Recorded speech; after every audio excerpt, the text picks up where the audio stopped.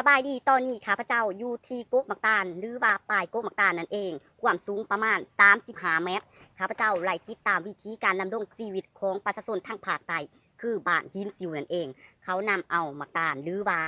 ตัดขวยมักตาลขออภัยตัดขวยมักตาลเอาน้ำไปเฮ็ดน้ำตาลก่อนเพื่อส่งออกทางภาคอย่างจันทร์นั่นเองแต่ข้าพเจ้ามื้อนี้เป็นตัวแทนองค์การปากม้านั่นเองเพื่อลงกำจัดเสือไข่ยุงลายในยินว่าทางภาคใต้มีไข่แมงแดงหรือหลายคนเอิ่นกันว่าไข่ยุงลายนั่นเองข้าพเจ้าขอแจ้งเตือนญาติพี่น้องให้เอาพญานาคมาเลี้ยงไว้ใส่อูเพื่อกินนอนน้ำนั่นเองและข้าพเจ้าบ่มีหยังหลายมื้อนี้ข้าพเจ้าขอฝากติดตาม www.gam.com และทานสามารถส่ง SMS มาร่วมเล่นเกมกับเฮาได้ที่212 224 236และ20เลยสำหรับมื้อนี้ข้าพเจ้าต้องค้นอมตะอยู่เทิงลงสู่ลุมก่อนเพราะว่ามันสูงอีหลีข้าพเจ้าย่านลาไปก่อนท่านผู้ชม